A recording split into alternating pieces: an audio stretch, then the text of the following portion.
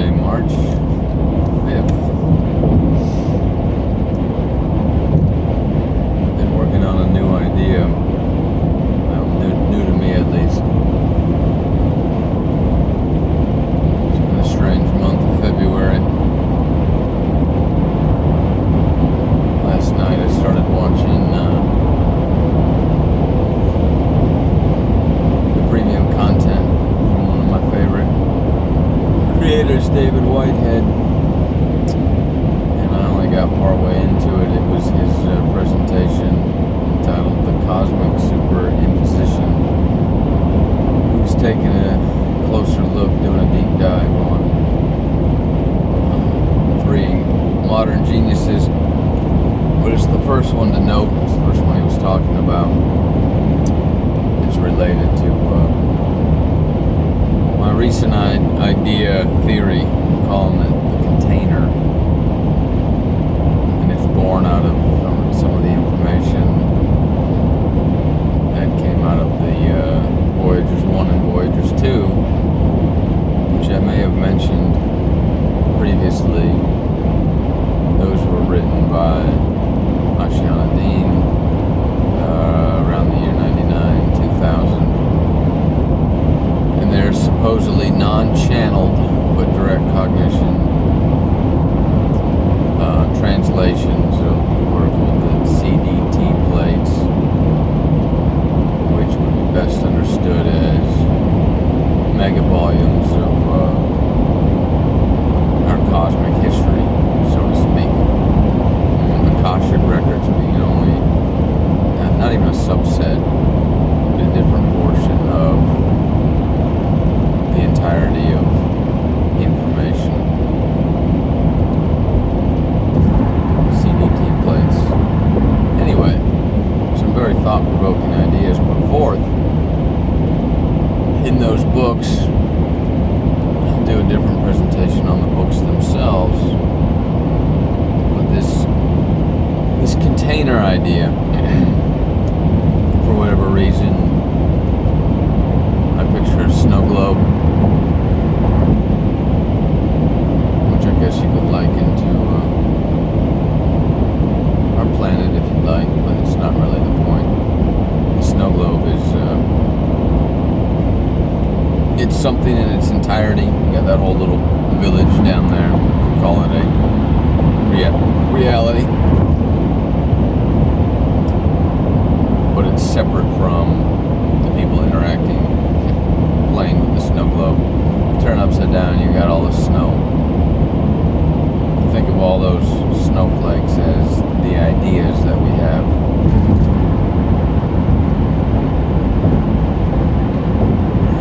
And the container idea is based on my idea that what we think we know, we think is the totality. Obviously, this is not absolute. I'm not the first to come up with an idea like this per se. This is just my understanding of it, my little dawning of aha. So we have all these seemingly different ideas, say, about one topic. We think that might be the totality of ideas, when in fact the truth lies even outside of that. I'll give an example. Food, and you can apply this to a lot of things. Look at all these diets people seem to be discovering, rediscovering, based on the interpretation of new science and understanding our physiology and our biology, right? And this is not to discount the pendulum theory, where things seem to swing back and forth, but just look at that, it's okay. In today's world, we're seeing people discover, reinvigorate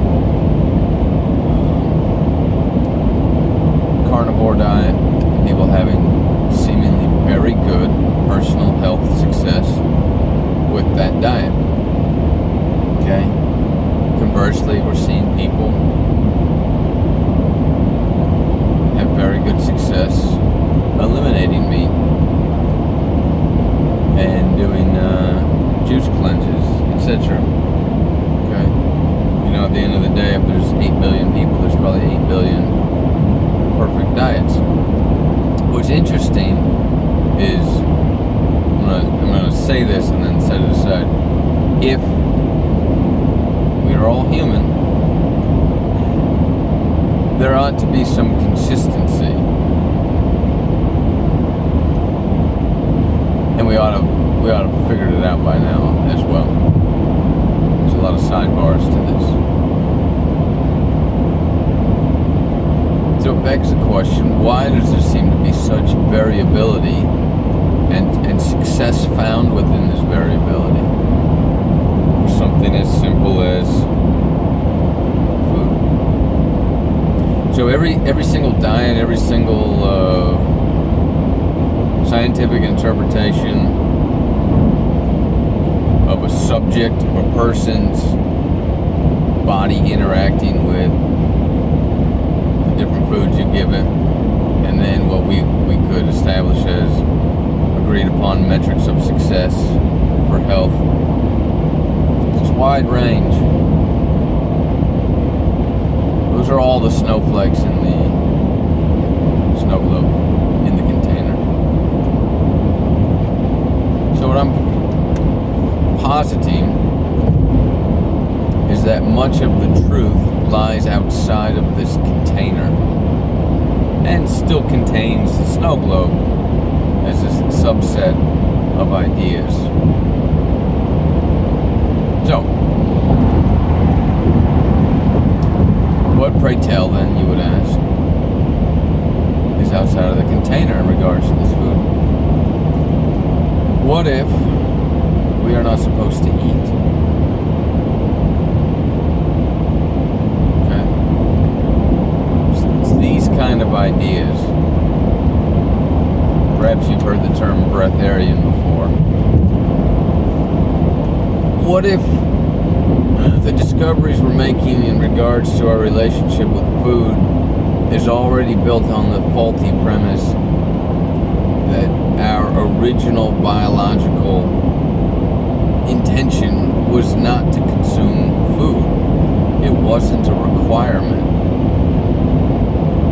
You could look at it as in today, us eating as a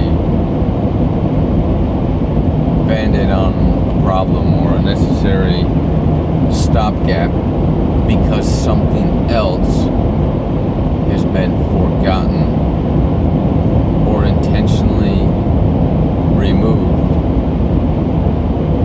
from our memory or turned off within our genetic makeup. Let's look at another one. Look at our progress with technology, specifically in movement, cars, airplanes, rockets. Man, it seems like we're really coming a long way since the days of riding horses.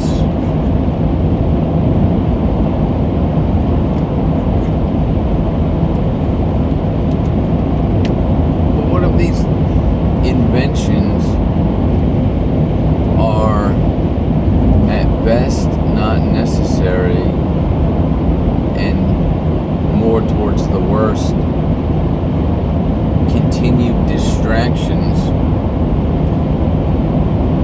and misspent energy, time spent by the engineers creating this stuff that we don't need? Or if you don't need an airplane to get to China, you'd say, what are you talking about? So within this, in this example, in the snow globe, there's a lot of different snowflakes here, because it's not just the different modes of transportation, but it's also realizing that our mindset has been directed on a specific path towards specific goals. And one would say, what's the matter with going from walking to being on a horse, to being on a horse with there's wheels on it with a chariot, I'm on a bicycle, I'm on the Henry Ford, and now I'm in a Lamborghini, and now Tesla's shooting his car off into space. What's the matter with that? That seems to be progress.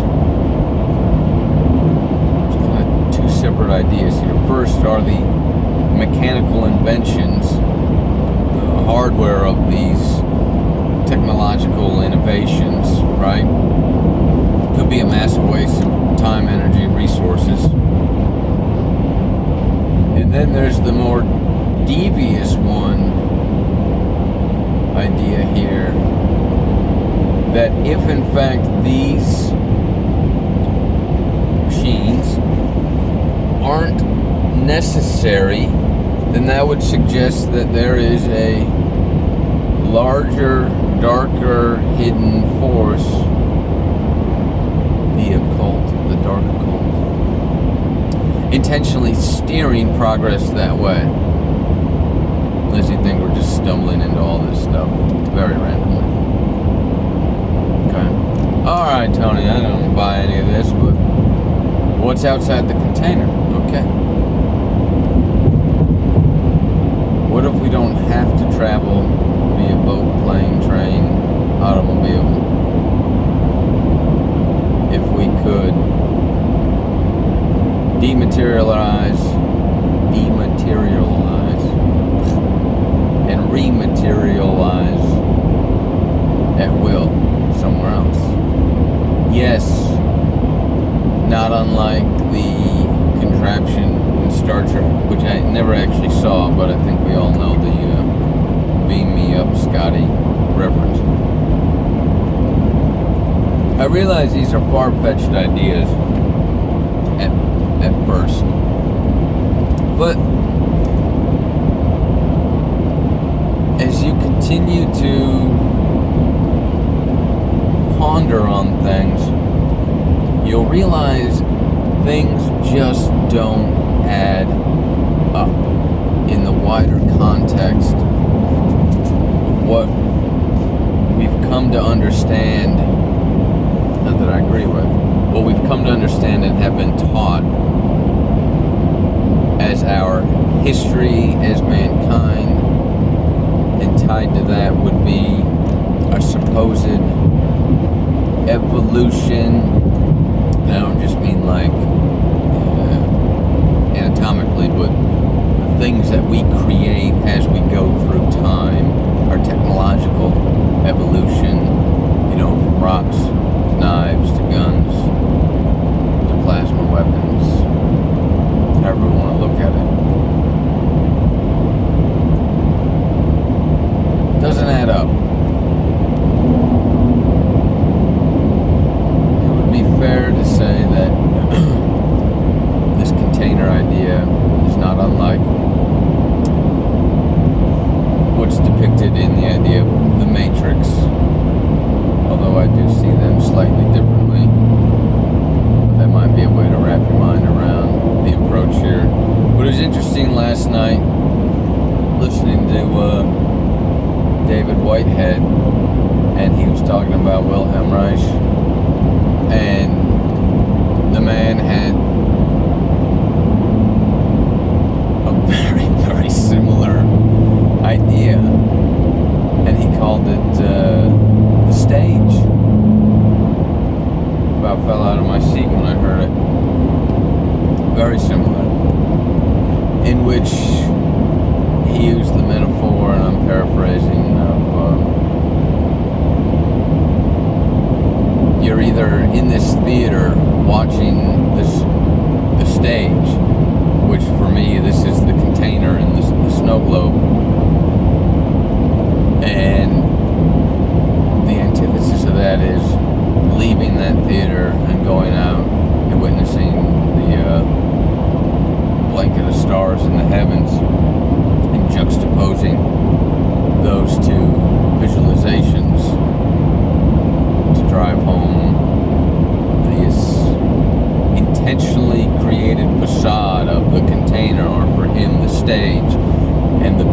acting in it, and the snowflakes falling, and it all seems like it's all there. It's the entire production, it's the entire little town in this container. But in fact, the truth is so much further from that, so much bigger than that. And yet, if you never left the theater, this would be the overlap, say, with Plato's cave. You never left the cave. If you were born in the theater, you would think that was the entirety of reality. All the parts are there. All the things necessary to convince you otherwise. If you were to wake up in that little snow globe, would you know any differently? That's the container. So what I'm getting at here is that there's a good chance that the approaches we're taking with ideas, and I would say this would apply to like 99.9% of people and ideas. Clearly, there's been these other great thinkers that are approaching things in this similar fashion, and I'm merely extrapolating from what I've been learning to have kind of come up with this container idea. Again, clearly not the first. This is just my aha moment in these pieces of the puzzle coming together, and therefore my regurgitation of how I see this potentiality. And I've got to go study Reich and the other guys. David was highlighting Walter Russell and blanking on the other one. Rudolf Steiner could very well be in there. But what I'm getting at is that everyone is bound by this container, and we think the things that we're coming up with are novel and original and useful. But the issue is the problems we are attempting to solve were also manufactured within the container to a degree. They're tied to something bigger. Let me put this another way. We will never find the absolute solutions if we continue to rely on defining the problem, defining the parameters within the container. Just hear me out on that food one again. We're never going to find across the board what humans should be eating if our understanding is that we should be eating. It's like you can't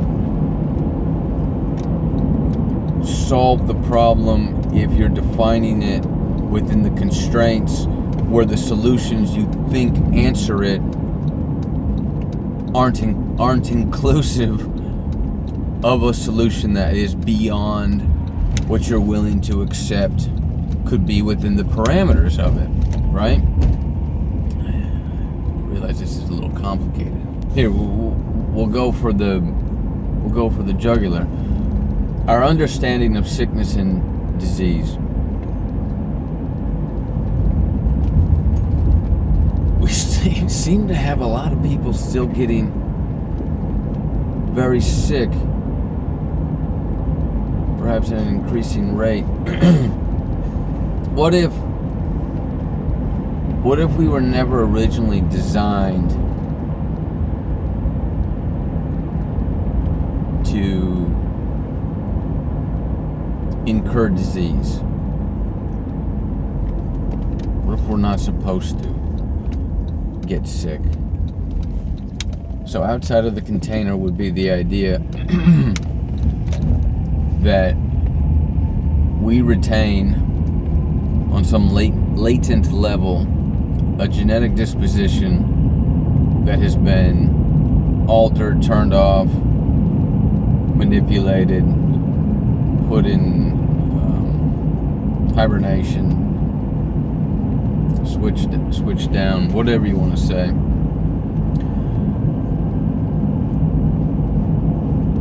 Part of our makeup that would not otherwise entertain and allow for way that we understand it now, which would mean that all of our approaches, and some of them are brilliant, I'd say most of our approaches towards healing could only make it so far because they're unwilling to conceive of this larger, outside of the stage, outside of the container idea of what could actually be the key into reactivating part of our DNA. And I do realize there are some modalities in the fringes that entertain these thoughts, but by and large, the man or woman on the street would have no idea what you're talking about, okay? Go back to technology for another one. There's a lot of moving parts with the implications of the truth that's outside of the stage, of the truth that's outside of the container. Look at all this dirty mining for lithium or cobalt, for these batteries that go into our electronics. Okay, first, a lot of these devices are merely distracting us. Okay, but if you boil down a phone to its initial function, it was communication. Okay, so never mind the intentional distraction of what's put on these devices, which then you go back down the road of who's distracting us, why, what do they gain, okay? That whole dark occult conversation. Get back to the initial intention of a phone, to call someone, to talk to them, to communicate. And we've got these poor bastards in these other countries, not really by choice, as explained under the mechanisms of economics and capitalism, when in fact it's really just dark interests of corporations manipulating the sovereignty of other nations to extract their resources. And again, I'm just talking about the mining of these resources to make the batteries, to put into the phones so we can talk to each other. You know, it's like this tiny example, and yet so many people are being impacted by it, being forced into that activity. What if we don't need phones to communicate? What if our initial biological coding is telepathy for everyone? Okay?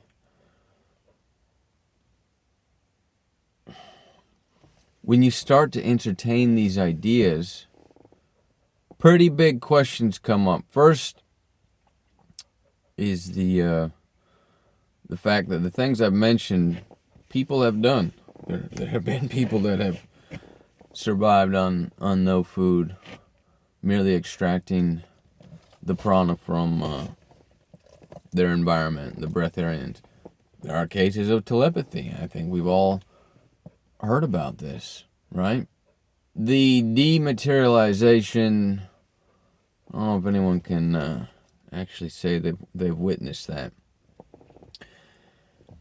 But when you start teasing that out and wrapping your head around the potential of these innate technologies that each person would be born with, the big questions arise. Why them, not me? If them, why not all of us? If all of us, why do so few seem to know what or how to use it? How did that get restricted, amended, switched off, altered, etc.? If that wasn't an accident, who would be behind that intentionally? Who or what? If that is real, then holy buckets, right? Very big implications here. And as hard as that is to accept, when you overlay our known history, as fraught with bullshit as it is, and our current state of affairs, no one's going to deny that there hasn't been massive, traumatic, violent events. And you start to say, what? If we're supposed to be progressing and evolving in a positive fashion, why does it seem that only a small group of people seem to benefit from it? That's not really progress. That seems to be intentionally manipulated and then whitewashed with language for other people to merely accept it. It wasn't that long ago we called them tyrants and kings and the other ones serfs and peasants. Has anything really changed other than the words and the language? Why are we still engaged in all these wars? It seems like the average man gets along with his neighbor. Who's stirring this up?